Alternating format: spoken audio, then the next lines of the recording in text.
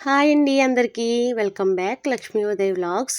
ఈరోజు రెసిపీ వచ్చేసి పప్పు చెక్కలండి. ఈ చెక్కలు గుల్లగా క్రిస్పీగా చాలా బాగుంటాయి.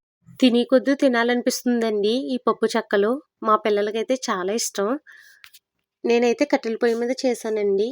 లేట్ చేయకుండా ఈ పప్పు చెక్కల ప్రాసెస్ ఏంటో చూపించేస్తా.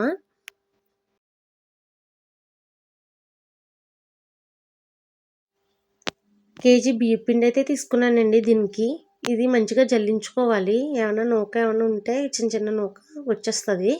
దీనికోసం మసాలా అయితే రెడీ చేసుకోవాలండి.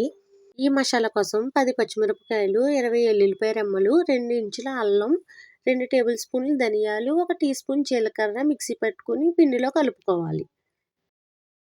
కొంచెం బరకగానే పట్టుకోవాలండి. 3 టేబుల్ స్పూన్ పెసరపప్పు, ఒక 3 టేబుల్ స్పూన్లు పచ్చిశనగపప్పు ముందుగానే నానబెట్టుకున్నాను. 1 గంట నానబెట్టుకున్న తర్వాత మాత్రమే వేసుకోవాలి ఇందులో.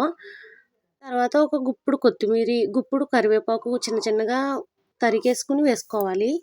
అలాగే ఒక 100 గ్రాముల ఆయిల్ వేడి చేసుకుని వేసుకోవాలండి. ఆయిల్ అయినా వేసుకోవచ్చు, బటర్ అయినా వేసుకోవచ్చు. ఉప్పు, కారం వేసుకుని కలుపుకోవాలి.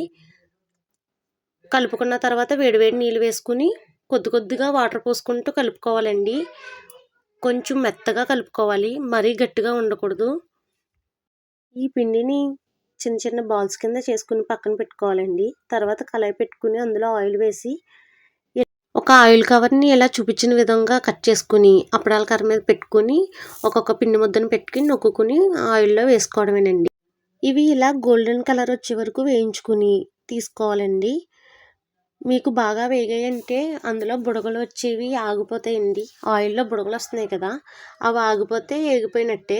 అప్పుడు తీసుకుని ఒక జాలి గిన్నెలో వేసుకోవాలండి. ఏమన్నా ఆయిల్ ఉంటే కిందకు వచ్చేస్తుంది. ఈ సంక్రాంతికి మీరు కూడా ట్రై చేయండి, చాలా బాగుంటాయి. మీకు 1 కేజీ పిండికి చెప్పాను కదా, మీరు ఎక్కువ చేసుకోవాలనుకుంటే క్వాంటిటీ పెంచుకోండి. మేము మా పల్లెటూరులో అయితే ఒకరికొకరు సాయం చేసుకుంటామండి. మా పిన్ని వచ్చింది నాకు సాయం చేయడానికి. అంటే కట్టెల పొయ్యి మీద వండుతున్నాం కదా, ఇద్దరు ఉండాలండి ఖచ్చితంగా. మా పల్లెటూరులో ఒకరికొకరు సాయం చేసుకుంటామండి. సంక్రాంతి వచ్చిందంటే ఖచ్చితంగా ఇద్దరు ముగ్గురం కలిసి ఈ పిండి వంటలని చేసుకుంటాం. పల్లెటూరు అంటే ఒక ఆనందం అండి. ఎందుకంటే దూరంగా ఉండే వాళ్ళందరూ సంక్రాంతికి వస్తారు ఊరికి. చాలా ఎంజాయ్ చేస్తారు మంచిగాని. మా చిన్నమ్మ అయితే వీడియో తీయొద్దు అనేసి మాత్రం గోల పెట్టేసిందండి. కాకపోతే ఎలా అయితే వీడియోలో కనిపించేలా చేస్తాం మేము, మా హస్బెండ్ నేను కలిసి. ఇలాగే ఒకదాని తర్వాత ఒక వాయి వేసుకుని తీసేసుకుని జాలి గిన్నెలో వేసేసుకోండి. నేను 1 కేజీ పిండికి చెప్పాను కదా కొలతలు. అయితే ఈ కేజీ పిండికి నాకు 60 చెక్కల వరకు వచ్చాయండి. మీరు కూడా ట్రై చేయండి.